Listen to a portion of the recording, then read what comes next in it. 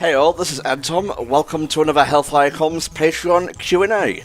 Usually I do these through the medium of an episode of Tom Opens Up, my card opening unboxing series, but money's a bit tight right now. It's gone towards like bills and such, which is what the Patreon's for anyway. So I decided, with all the backlog questions I have, instead of just like waiting for another chance to, purchase a booster box to open and whatnot and answer questions there, I just do it in an old-fashioned video for a change. And I have questions from, let's see here, July, August, September and October here. So we've got a bunch to go through, so let's get right to it.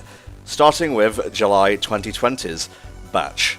Number 1 from Ben Smith. I actually do have one question.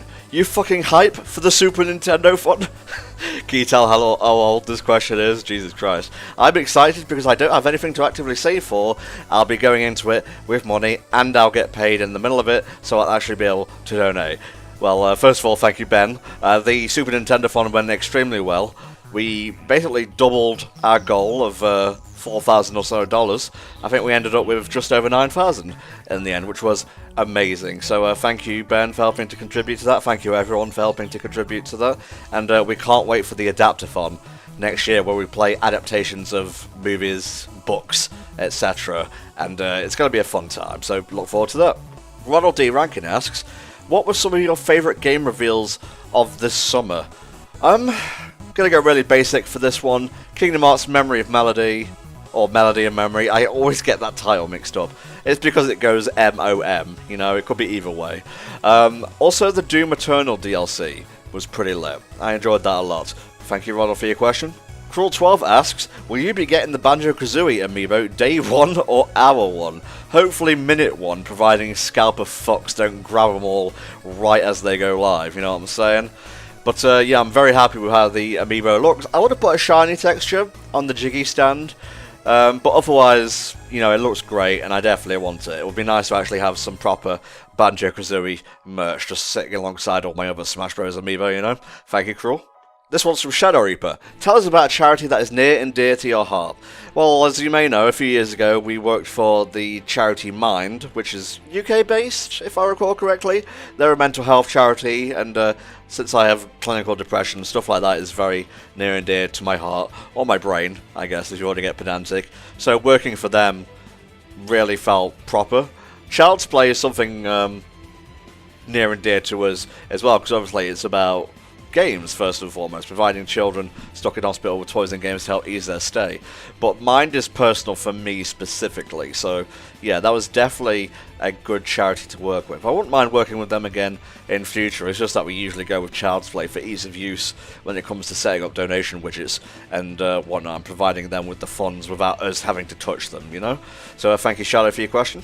Nocturne Privagini asks, have you tried your hand at the Binding of Isaac, or as it's referred to, the macabre roguelike rendition of Zelda 1? No, I haven't, but I enjoy watching people play it, Nocturne. Stuff like Oni Plays, like Pat Stares At, stuff like that. It's a little bit too hard for me, difficulty-wise, but it's a very interesting game to watch. Thank you for your question. The last question of this batch, Deimos asks, so Tom, on the topic of collectible card games, did you ever try Magic, or the short run that Duel Masters had? Never tried Duel Masters. I did play a little bit of Magic with my friends back in the day. I know about tapping mana and stuff like that, but I didn't get properly into the game. I was always more of a Yu-Gi-Oh lad than anything else, but I've always respected Magic. And as for your other thing, never really got too far into Duel Masters. So thank you, Deimos, for your question. Okay, that's July 2020's batch done. There was only a couple of questions apiece for August and September 2020, so let's burst through these right now. Nocturne Privagini asks, what audio recording software would you suggest that is reliable? Well, I use Audacity for my audio recording purposes. It's pretty simple to get to grips with. It's not super professional software. There's stuff like, I think GarageBand can record stuff. I may be getting that wrong entirely, so I would recommend you search about for stuff that works best for you, because obviously there's stuff for Windows, stuff for Mac, and I don't want to recommend you something that may or may not work on your setup, you know? So my answer to you is Audacity for the time being. Thank you, Nocturne, for your question. Shadow Reaper asks, having seen your massive willpower to play Donkey Kong 64 for 24 plus hours, tell us some of your tips and tricks for optimal gaming. By that I mean, after sitting in one spot for more than 1 hour, I start shifting around. How did you go the distance? Did you use power snacks, copious cups of tea, etc.? I'm a very stubborn person. You know, I like to, when I have the attention span for it, see things to their conclusion. It may take me a while, much like sifting through the HFC Patreon TVCon backlog, but I'll get there in the end. But yeah, snacks and tea definitely do help. And just for the record, it was 27 plus hours. Hey, thank you, Shadow Reaper, for your question. Ronald D. Rankin asks, out of all the marathons you have done, which one was your favourite to do? I'm assuming he means charity marathons here.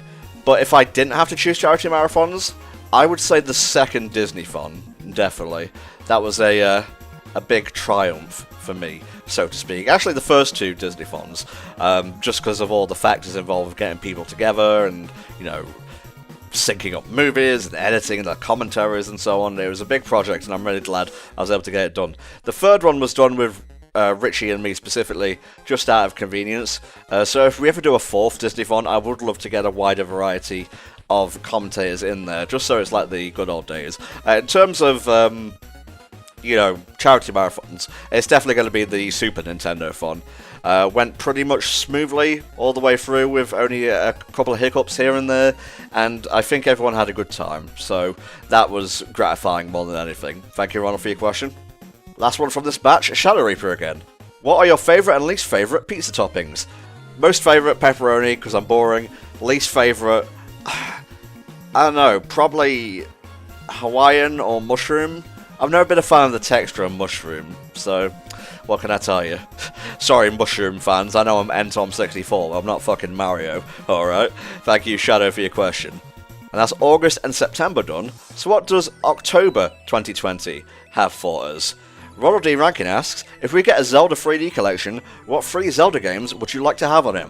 I'm thinking Wind Waker HD, I'm thinking Twilight Princess HD, and I imagine that's all that would be on there, and then they'd probably release like Skyward Sword Plus as a bonus thing. You know, like how they did 3D Mario All-Stars, and then 3D World plus Bowser's Fury is coming out next year.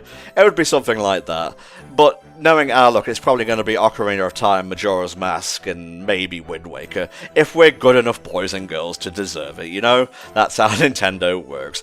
But ideally, I would like a port of Wind Waker and Twilight Princess HD, just to have them on the go and whatnot. Thank you, Ronald, for your question.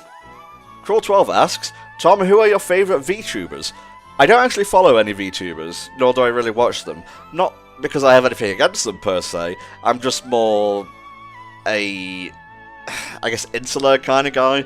I tend to stick to what I know, and, you know, stick to work, stick to watching LPs and such.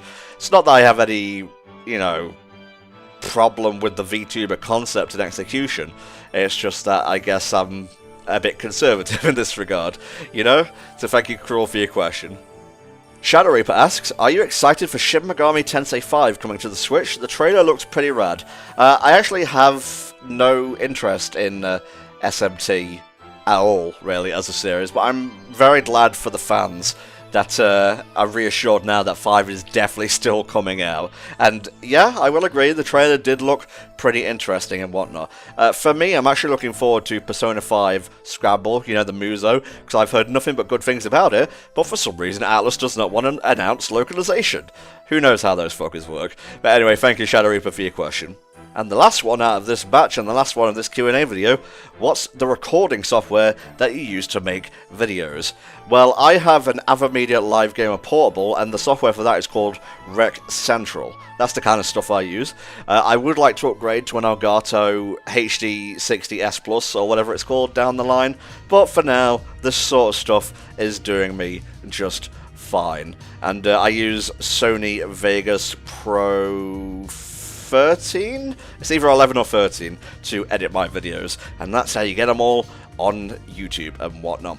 I need to find some better render settings though, I think, but you guys probably don't even consider that sort of stuff when you're just watching the videos passively. And you know, it's not really your concern either. You're just there to watch content. It's me who has to deal with the upkeep and whatnot. But thank you, Nocturne, for your question. And thank you to everyone involved for sending questions in.